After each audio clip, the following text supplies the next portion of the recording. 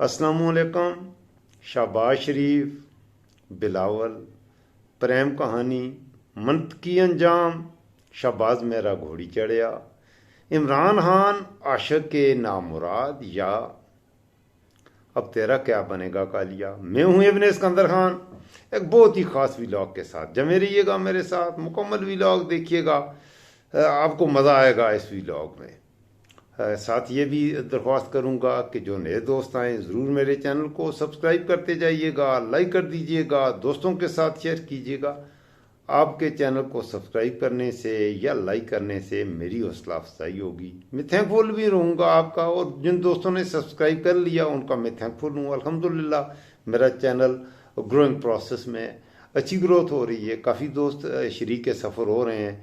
मैं कोशिश करता हूँ आपकी आवाज़ बनूं, इस मुल्क के मजलूम की आवाज़ बनूं, इस मुल्क के गरीब, इस मुल्क के हारी, इस मुल्क के रेडीबान की आवाज़ बनूं, आपके एहसासात की तर्जुमानी करूं। इसलिए ये मेरा हक भी बनता है, और मुझे मेरे साथ साथ फिर आपको भी कुछ फ़ायदा हासिल हो जाएगा। उम्मीद तो ये थी कि पाकिस्तान में हालिया होने वाले इंतखाबात मुल्क में इस्तेहकाम का बायस बनेंगे, वो इस्तेहकाम जिसकी मुल्क में कमर तोड़ महंगाई और तल्ख होती सियासी तकसीम से निपटने के लिए अशद ज़रूरत भी थी। इसके बजाय किसी जमात को वाज़ेह अक्सरियत ना मिल सकी और एक इत्तेहादी हुकूमत वजूद में आई है, एक मुतज़लज़ल और तज़ब्ज़ुब का शिकार इत्तेहाद जो अपने ही मैंडेट के बारे में गैर यकीनी दिखाई दे रहा है। इंतखाबात के 2 हफ्ते बाद साबिक़ वज़ीर-ए-आज़म नवाज शरीफ की क़यादत में मुस्लिम लीग नून और बिलावल भुट्टो की क़यादत में पाकिस्तान पीपल पार्टी ने वफाक में हुकूमत बनाने का ऐलान तो किया, मगर साथ ये भी बता दिया कि PPP इसका हिस्सा नहीं बनेगी, कैबिनेट में वजारतें नहीं लेगी। बहरहाल सदर पाकिस्तान आसफ जरदारी बनेंगे, क्योंकि सदर पाकिस्तान बन के आसफ जरदारी ज़्यादा स्वाब-ए-दारैन हासिल करने की पोजीशन में होंगे। दोनों जमातों के रहनुमाओं की जानब से आधी रात को इत्तेहाद का ऐलान इंतहाई गमगीन लहजे में किया गया, और बज़ाहिर तो यूं महसूस हो रहा था और वैसा ही मामला है जैसे किसी जल्दबाजी में की जाने वाली शादी का। अचानक से कुछ यूं हुआ कि पाकिस्तान वो नायाब जमहूरी मुल्क बन गया जहां कोई वज़ीर आज़म बनने के लिए तैयार नहीं था। सुभान अल्लाह, सब बोलो सुभान अल्लाह। इस्टेब्लिशमेंट हमेशा से ये मानती चली आई है कि आम इंतखाबात एक इतना हसास मामला है कि जिसे सियासतदानों पर छोड़ा नहीं जा सकता। इस बार उन्होंने अपनी पुरानी इंतखाबी प्ले बुक खोली और माजी में कामयाबी से इस्तेमाल की गई हर चाल को इस्तेमाल भी किया। पाकिस्तानी सियासत के एक अहम किरदार इमरान खान को जेल में डाला, 3 मुकदमात पर सजाएं सुनाई, 150 मुकदमात फौजदारी और दीवानी, जिनमें के कत्ल और गद्दारी के मुकदमात का भी सामना है, जिनकी सेहत से वो इनकार करते हैं, लेकिन उन पर कायम कर दिए गए। कुछ भी सजा भी हुई। अगर सारे मुकदमात की सजा का हिसाब लगाएं तो इमरान खान को 20 बार सजाए मौत मिलनी चाहिए और तकरीबन 2000 से 2500 साल की सजाए कैद की सजा होनी भी ज़रूरी है। बहरहाल इंतखाबात से 1 हफ्ता कबल उन्हें 3 मुकदमात में सजा सुना दी गई। इन 3 में से एक केस में उन पर जल्दबाजी में शादी का इल्ज़ाम भी था। उनकी पार्टी को इंतखाबी निशान और एक मुतहदा प्लेटफॉर्म से भी महरूम कर दिया गया, जिसके बाद PTI के उम्मीदवार आज़ाद हैसियत से सामने आए और इलेक्शन लड़ने पर मजबूर हुए।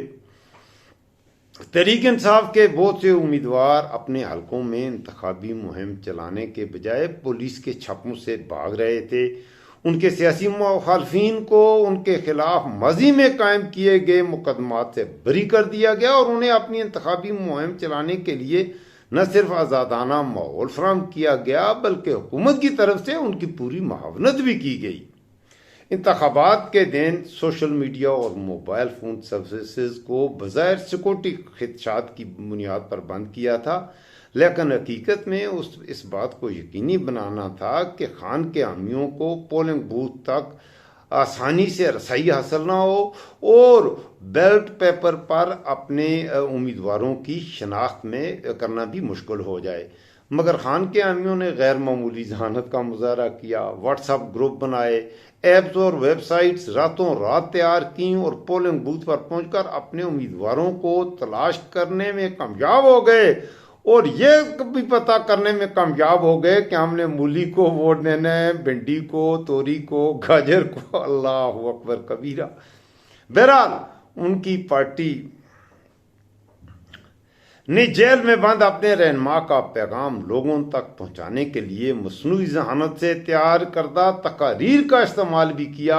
इमरान खान को जेल में दिया गया शनाख्ती कैदी नंबर 804 को इंतखाबी नारे में तब्दील कर दिया और उन्होंने गोरीला तर्ज की एक मुहिम चलाई और इंतखाबात के दिन सबको हैरान कर दिया और इक़्तिदार में लाने वाले और इक़्तिदार से निकालने वाले भी हैरान और परेशान रह गए। फिर क्या था आपने भी देखा, फिर फॉर्म 45 या फॉर्म 47। धंधली के तमाम तर दावों के बावजूद उनकी जमात पाकिस्तान तहरीक इंसाफ इलेक्शन में वाहिद सबसे बड़ी जमात बन के उभरी है। ये धंधली के बाद। अच्छा जी, इलेक्शन वाले दिन खान की मकबूलियत की लहर ऐसी थी कि वो मामूल की धंधली से भी उसे लगाम नहीं डाल सके। इस्टेब्लिशमेंट ने डिजिटल मामलात की समझबूझ रखने वाली नस्ल पर काबू पाने के लिए 20वीं सदी के हथकंडों का इस्तेमाल किया, मगर फिर भी नाकामी हुई। फौज की आजमाई गई चालों पर वोटर का जवाब शाइस्ता और इनहराफ पर मुबनी था। शुक्रिया, मगर हम इतने जाहिल और नाख्वानदा नहीं हैं जितना आप समझते हैं। हो सकता है कि हम सड़कों पर आपका मुकाबला न कर सकें, आपके पास बंदूकें हैं, लेकिन यहां वोट पर हमारी मोहर है। अब इसका आप जो मर्जी है चाहे कर लें। इमरान खान को पार्लियामेंट में ज़्यादा अक्सरियत नहीं मिल सकी।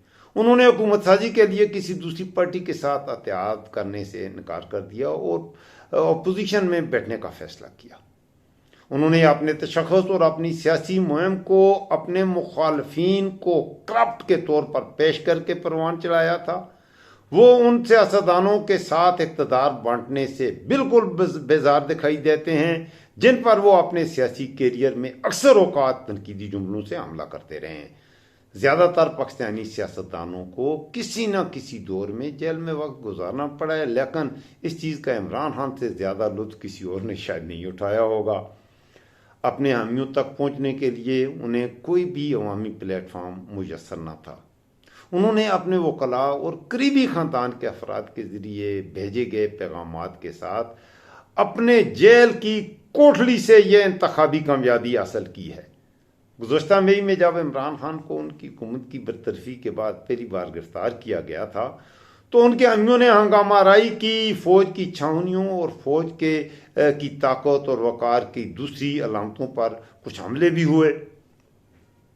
अब ये हमले किसने किए वल्लाह आलम कोई नहीं जानता। एक सीनियर जनरल के घर को आग भी लगाई गई थी लाहौर में और कहा गया कि यह कायदे आज़म का घर था। हालांकि मैंने इससे पहले ज़िंदगी में मैंने कभी नहीं सुना और पढ़ा नहीं, क्योंकि मैं कम पढ़ा लिखा हूँ कि कायदे आज़म का लाहौर में भी कोई घर था। और कुछ मुश्तैल अफराद आर्मी हेडक्वार्टर में भी दाखिल होने में कामयाब हुए और इसके बाद होने वाला क्रैकडाउन बड़ा सफाकाना था। पीटीआई की ज़्यादातर क़यादत को उठा लिया गया और इमरान खान से अलहदगी के लिए दबाव डाला गया। प्रेस कॉन्फ्रेंसें हुई, कुछ ने इमरान खान की सियासत की मजम्मत भी की, कुछ ने तायात सियासत छोड़कर स्वाबेदारैन हासिल किया, कुछ ने इमरान खान की दोस्ती से इनराफ किया और उससे रस्ते अलग करके नई पार्टियां बनी। बहुत कुछ हुआ। इस्टेब्लिशमेंट एक वाज़े तौर पे ये इशारा देना चाहती थी कि इमरान खान और उनकी पार्टी तो हो ही ख़त्म गई है। खान के जेल में होने के साथ जैसे जैसे इलेक्शन करीब आया, पार्टी को दूसरे दर्जे की क़यादत और मुकामी वफादार कारकुनों ने खुद संभाल लिया, जो शिकस्त खुर्दा पार्टी की जीत की मुहिम को मुनज़्ज़म करने में अहम किरदार रहे और उन्हें यकीन था कि उनके लीडर को दोबारा इक़्तिदार में आने की इजाज़त नहीं दी जाएगी। लेकिन उन्होंने अपने वोट के ज़रिए जाहिर किया कि वो अपने लीडर को सिर्फ इसलिए नहीं छोड़ देंगे क्योंकि फ़ौज उनके इस अमल की ख्वाहिश कर रही है। इमरान खान जब इक़्तिदार से बाहर हुए तो वो अफरा तफरी के बादशाह बने, जिन्होंने न सिर्फ अपने सियासी मुखालफिन बल्कि आर्मी इस्टेब्लिशमेंट पर भी अपना गुस्सा उतारा। गिरफ्तारी और दीवार से लगाए जाने से कबल इमरान खान ने अपनी तकारीर में यह दावा भी किया कि उन्हें आज़ाद खारजा पॉलिसी पर अमल करने की पादाश में अमेरिका के कहने पर इक़्तिदार से निकाला गया है। और यही सबसे बड़ा सच था, जिसकी वजह से न सिर्फ पाकिस्तानी एस्टेब्लिशमेंट बल्कि बैनुल अक़वामी एस्टेब्लिशमेंट भी इमरान के मुखालिफ हुई। लेकिन पाकिस्तान की वफादारी ने, पाकिस्तान से मुहिब्बुल वतनी के जज्बे की वजह से इमरान ये सब कुछ कर गुजरा। उसके मुखालफिन कहते हैं कि इक़्तिदार में रहती हुई उनकी तमाम पॉलिसियाँ सिर्फ उनकी अपनी अना और ख्वाहिशात पर मुबनी थीं, जबकि ऐसा नहीं था। वो टीम को जिताने के लिए खेलने वाला खिलाड़ी रहा है। उनका कहना है कि जब वो इक़्तिदार में थे तो उन्होंने मुल्क चलाने से ज़्यादा वक्त अपने मुखालफिन को रास्ते से हटाने और सजाएं देने में सर्व किया। ये उससे भी बड़ा झूठ है। इमरान खान ने इन पर कोई एक मुकदमा भी नहीं बनाया। नवाज शरीफ पर जो मुकदमात हैं ये आसिफ जरदारी के बनाए हुए हैं। आसिफ जरदारी पर जो केसेस हैं ये नवाज शरीफ के बनाए हुए हैं। इमरान खान ने कोई नया मुकदमा नहीं बनाया। और इन्होंने इमरान खान पर 202, अब इतलात हैं 150 पहले थे, नहीं 202 मुकदमात हैं इमरान खान पर। और ये सारा स्वाब दारैन इन्होंने हासिल कर लिया है। ये था मेरे सॉरी माजरत चाहूँगा, ये मेरे इस व्लॉग का पहला हिस्सा था। अब मैं अपने व्लॉग के दूसरे हिस्से में आता हूँ। आज जबकि शहबाज शरीफ जैसे भी था वो प्राइम मिनिस्टर सेलेक्ट हो गया है, क्योंकि उनको प्राइम मिनिस्टर उनको तो ने सेलेक्ट किया है जो पाकिस्तान में हमेशा ही ऐसे करती रही हैं। प्राइम मिनिस्टर सेलेक्ट होने के बाद आज बिलावल भुट्टो ने इधर किया है, एक तरफ उसने हल्फ उठाया है प्रेसिडेंट हाउस में अपना शहबाज शरीफ ने। बड़ी रौनक लगी थी प्रेसिडेंट हाउस में, मनाजर देखने वाले थे। आप देखिएगा वहाँ पर अली अमीन गंडापुर साहब KPK के वज़ीर आला नहीं आए थे। शायद KPK पाकिस्तान का ऐसा नहीं है, ये कोई और अलग मुल्क है। तो KPK एक नया मुल्क है, शायद वो नहीं है, वो नहीं थे वहाँ पर। और आइंदा लगता भी यही है कि KPK एक अलग मुल्क वाला सलूक ही शायद KPK के साथ किया जाएगा, क्योंकि जो लोग साहिबान इक़्तिदार हैं, जो इक़्तिदार में आए हैं, उनके रवैयों से तो ऐसा ही लगता है। क्योंकि KPK के लोगों ने इमरान खान को मैंडेट दिया है, जबकि हुक्मरान वो लोग बने हैं जिनको KPK के लोगों ने बिल्कुल मैंडेट नहीं दिया, बिल्कुल ही वोट ही नहीं दिया। इससे आइंदा पाकिस्तान की फेडरेशन के लिए कुछ खतरात हैं जो मुझे नज़र आ रहे हैं। मैं खुल कर उनके पे बात नहीं करना चाहता। बहरहाल खदशात हैं, और आपको भी पता है कि एक मुहिब्बुल वतन पाकिस्तानी को ऐसे हालात में क्या खदशात हो सकते हैं। ये सवाल मैं आपके लिए, अपने दोस्तों के लिए छोड़ता हूँ जो मुझे देखें। ज़रूर कमेंट्स में मुझे बता दीजिएगा आप इस बारे में क्या ख्याल रखते हैं। कौमी असम्बली का इजलास हो रहा था, बिलावल भुट्टो ने तकरीर की। मैं अस्तगफिरुल्लाह ही पढ़ूंगा, इसलिए मैंने कहा बिलावल शहबाज प्रेम कहानी। एक तो वो एक गाना ऐसा था, तेरी मेरी प्रेम कहानी है बड़ी मुश्किल, इस तरह का भी ये गाना था। लेकिन ये मुश्किल प्रेम कहानी थी, लेकिन ये चल रही है। प्रेम कहानी किस लिए चल रही है? ये प्रेम कहानी पाकिस्तान को लूटने के लिए, क्योंकि पहले उन्होंने काफ़ी लूट के वैसे स्वाब दारैन तो हासिल कर लिया था, लेकिन ये ज़्यादा से ज़्यादा स्वाब दारैन हासिल करते हैं। और ज़्यादा स्वाब दारैन ज़ाहिर है ज़्यादा लूटने से होता है। तो पहले ये अलग अलग लूटा करते थे, और दोनों नून लीग अपनी बारी पे लूट के कुछ स्वाब दारैन हासिल करती, और कोशिश करता था जरदारी और पीपल पार्टी वाले आते, वो कुछ स्वाब दारैन हासिल करते, फिर नवाज शरीफ, फिर वो। तो इस तरह वो इस दफ़ा उन्होंने कहा कि हम मिलकर इत्तेफाक से मिल के ज़्यादा से ज़्यादा, शायद ये आखिरी बार स्वाब दारैन हासिल करने का आखिरी मौका हो, तो इसमें मौके से क्यों ना भरपूर फ़ायदा उठाया जाए। और दोनों इस दफ़ा पाकिस्तान को लूट कर स्वाब दारैन हासिल करने के लिए बिल्कुल मुतहद हैं। तो मैंने कहा कि इसलिए मैंने अपने इस व्लॉग का नाम ही रखा सियासत शहबाज शरीफ और बिलावल की प्रेम कहानी, और इसका मंतकी अंजाम है जो आज ईवान सदर में हुआ कि शहबाज मेरा घोड़ी चढ़िया। बहरहाल अब आते हैं इमरान खान। इमरान खान आशिक के नाम मुराद है क्या? इमरान खान अमरीश पुरी है? क्या है ये इमरान? जरा ये सुनिएगा, ये मैं सुनाऊंगा और उसके बाद आपसे इजाजत चाहूंगा। ये इमरान खान का खिलाड़ी है, बैरिस्टर अली गौर खान। आज कौमी असम्बली में बिलावल भुट्टो की, उसने खुद कहा कि ऐसे एक्सपेंज करो कि मैंने जो की। बिलावल ने खुद ही आखिर में यह एतराफ़ कर लिया कि मैंने जो बकवास किया, जो मैंने बका, जो मैंने गलीज और घटिया बातें की हैं, इनको एक्सपेंज कर दो। उसने खुद स्पीकर को कहा, यह मैं नहीं कह रहा। आप कहेंगे कि मैं बिलावल भुट्टो को या मरियम नवाज को घटिया नहीं कह रहा है या गलीज नहीं कह रहा। अब बिलावल खुद कह रहा है तो इसमें मेरा कोई कसूर नहीं है। मुझ पे कुछ दोस्त ये इल्ज़ाम ना लगा देना कि आपने बिलावल या मरियम भुट्टो को या बिलावल नवाज शरीफ को गलत कहा। मैं ना बिलावल नवाज शरीफ को गलत कहता हूँ, ना मरियम भुट्टो जरदारी को गलत कहता हूँ। ये सब बहुत अच्छे लोग हैं। तो आइए ज़रा ये सुनिएगा ये बैरिस्टर गौर साहब की। तो आपके सारे मेरे ख्याल में जो सवालात और खदशात हैं उनके काफ़ी हद तक जवाब भी मिल जाएंगे। ये ज़रा समात फरमाइएगा।